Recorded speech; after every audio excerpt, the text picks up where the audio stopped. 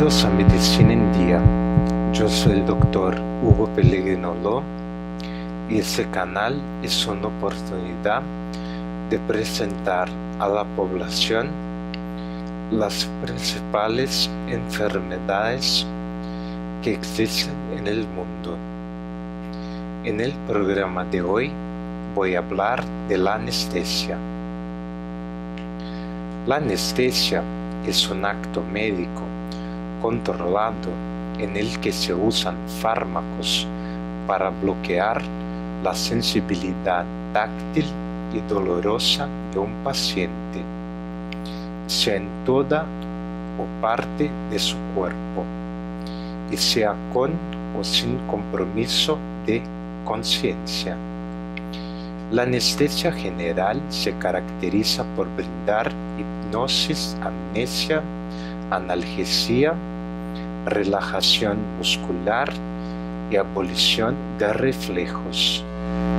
La anestesia la aplica el anestesista o anestesiólogo, que es el médico que practica la anestesiología y reanimación. En algunos países es aplicado por licenciados en anestesia, enfermeras anestesistas y técnicos en anestesia capacitados y certificados para brindar este servicio.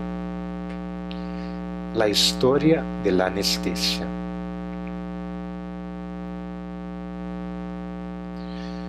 En 1275, el médico mallorquín Ramón Llull obtuvo un líquido volátil y inflamable mientras experimentaba con ciertas sustancias químicas y lo llamó vitrolio dulce. En el siglo XVI, un médico de origen suizo, conocido comúnmente como Paracelso, hizo que unos pollos inhalaran vitriolo dulce y observó que no solo se dormían, sino que también perdían toda sensibilidad al dolor. Ni él ni Llull, su predecesor, experimentaron con seres humanos. En 1730, el químico londinense de origen alemán August Sigmund Frobenius le dio a este líquido su nombre actual de éter, que en griego significa cielo. Sin embargo, habían de transcurrir 112 años más antes de que los poderes anestésicos del éter se apreciaran a plenitud. Mientras tanto, el científico inglés Joseph Priestley descubría en 1772 el óxido nitroso, gas que al principio se creyó letal, aún en pequeñas dosis. Pero en 1799, el químico inventor británico Humphrey Davy decidió resolver la incógnita probándola consigo mismo. Descubrió con asombro que lo hacía reír, así que lo denominó gas hilariante. Davy escribió sobre las posibles propiedades anestésicas del compuesto gaseoso, pero nadie en aquellos días continuó con las investigaciones. Un joven médico estadounidense llamado Crawford Williamson Long se percató que sus amigos eran insensibles al dolor, aunque se habían lastimado al ir tambaleando de un lado al otro bajo los efectos del éter. De inmediato pensó en su potencial aplicación a la cirugía. Dio la casualidad de que James Venable, estudiante que participaba en una fiesta de éter tenía 2 pequeños tumores que deseaba que le extirparan, pero posponía siempre la operación por miedo al dolor. Cuando Long le propuso practicársela bajo los efectos del éter, Venable accedió. El 30 de marzo de 1842 se realizó la intervención sin dolor. No obstante, Long no hizo público su descubrimiento sino hasta 1849.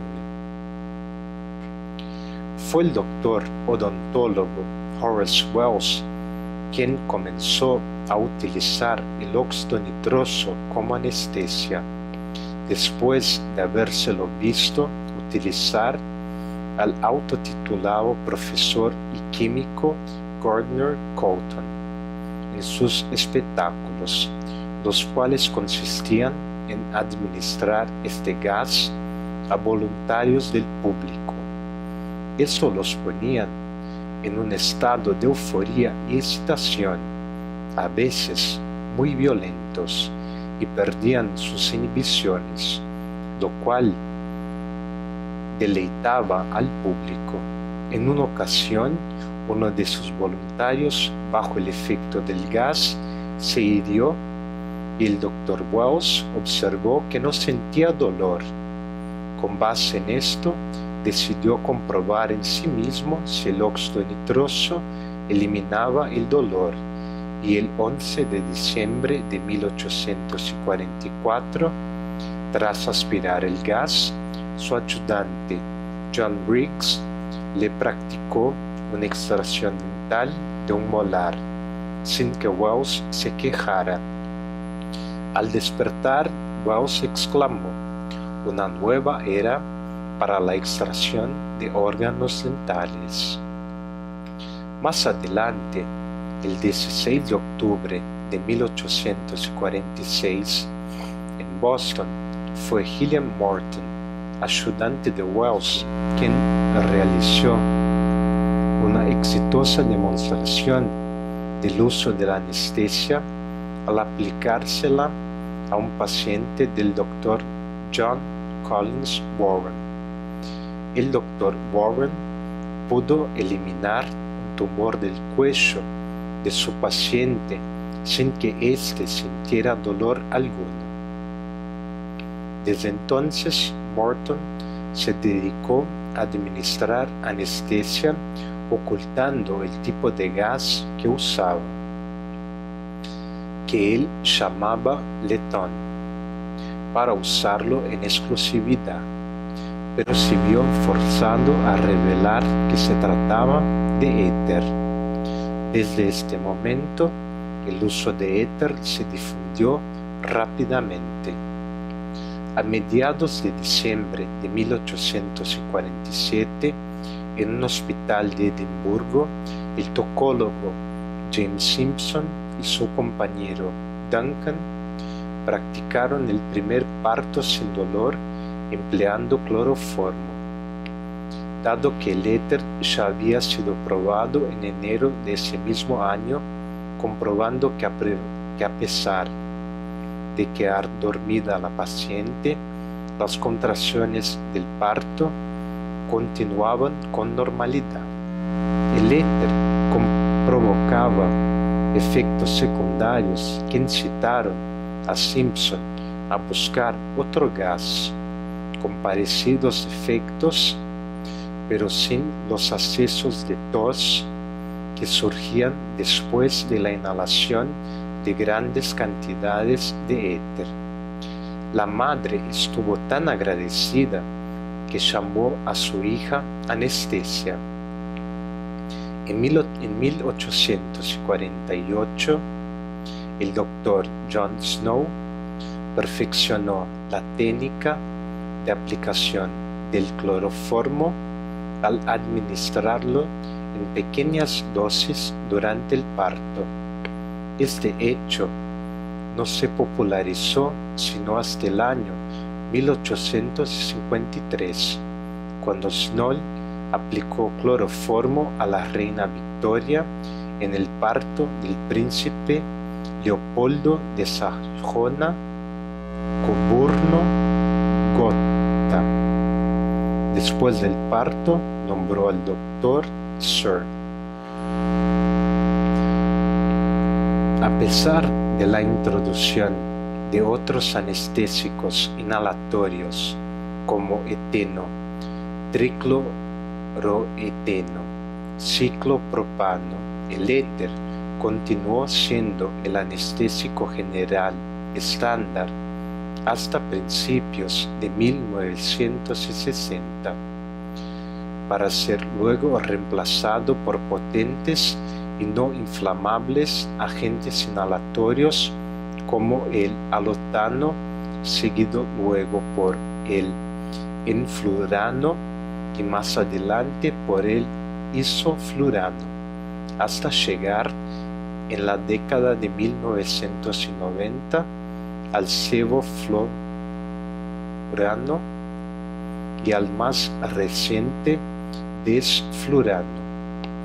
Para lograr su objetivo, que es suprimir el dolor, la anestesiología debió experimentar diferentes formas de llevar al individuo a un coma farmacológico reversible, es decir, anulando la actividad cortical a través de sustancias que provocan una estabilización de la membrana celular de la neurona a través de una hiperpolarización de la misma, bloqueando la entrada del ion calcio a través de la interacción con receptores GABA de las membranas celulares.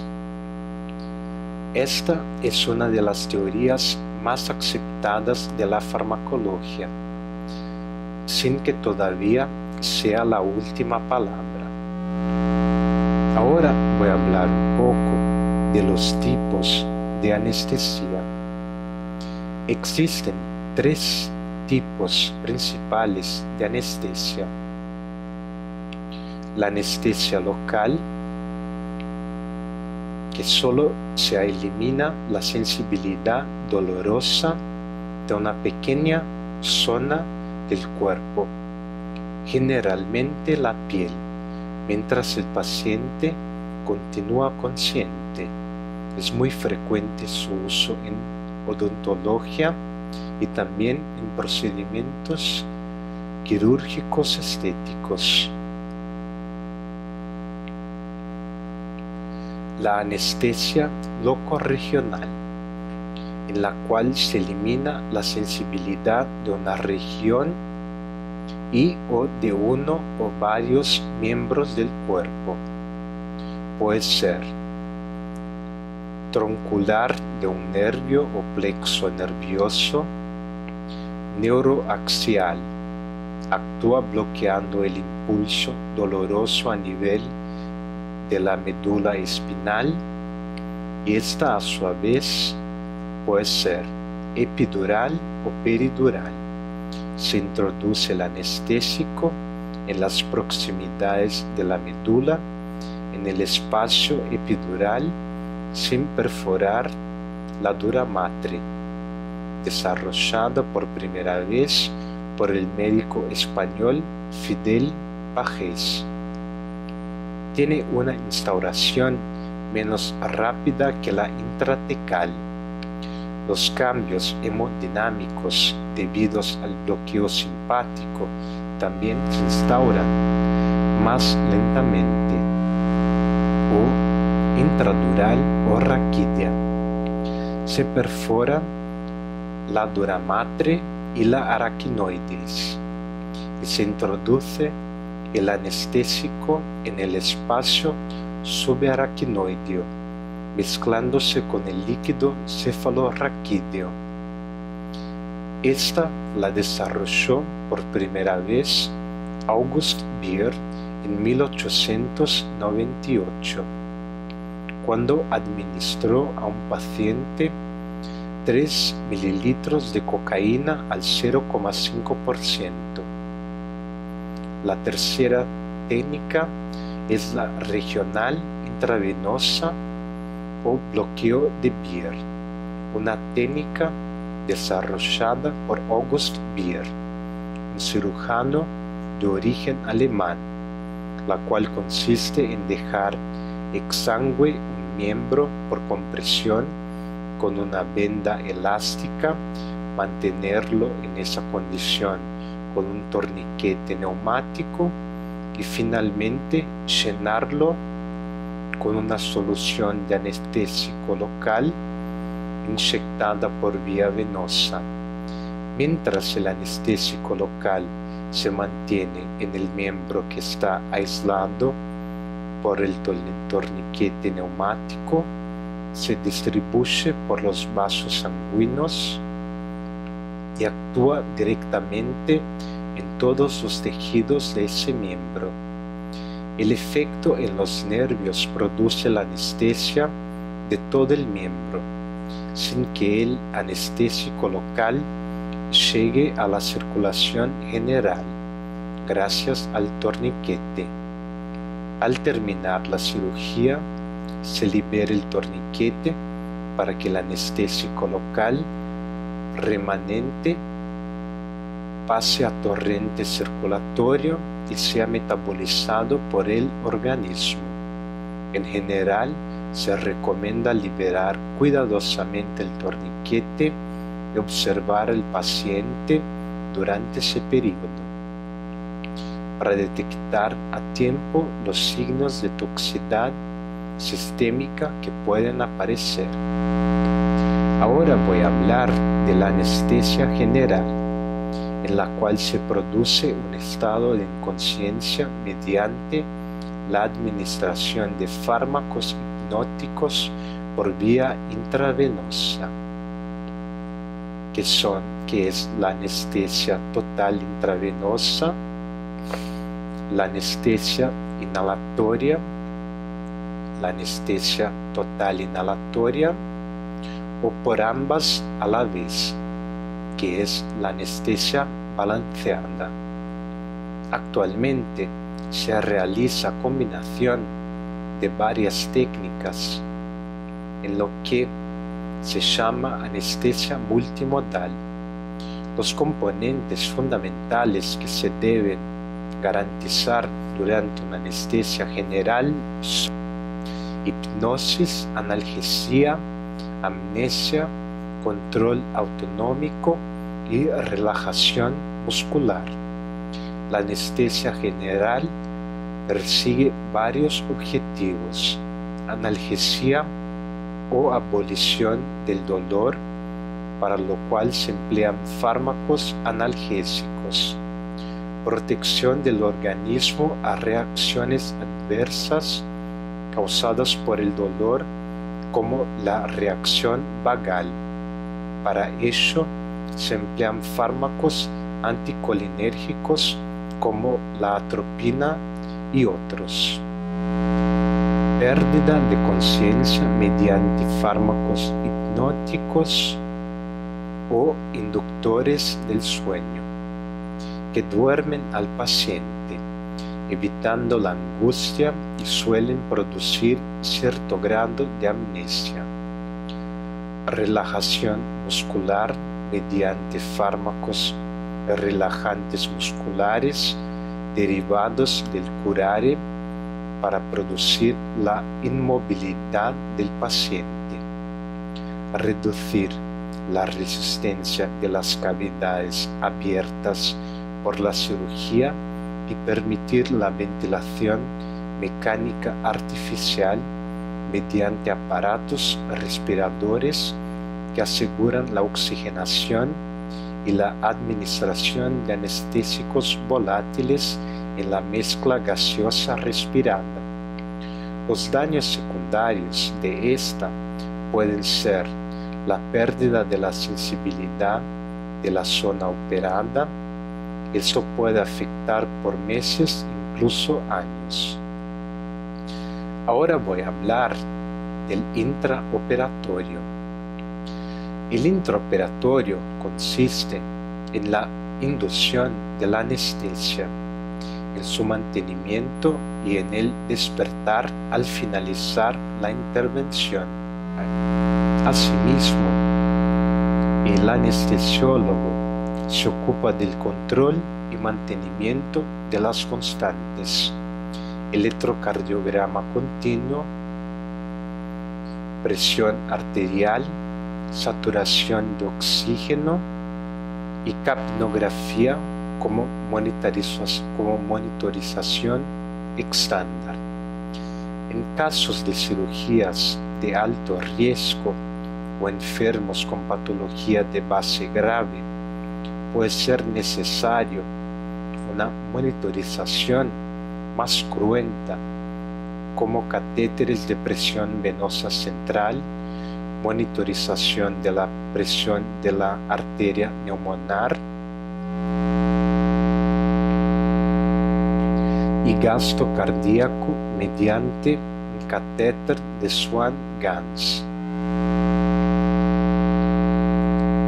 Al mismo tiempo, puede ser necesario prescribir análisis urgentes intraoperatorios, sobre todo en cirugías muy agresivas, como puede ser el trasplante de hígado o pulmón.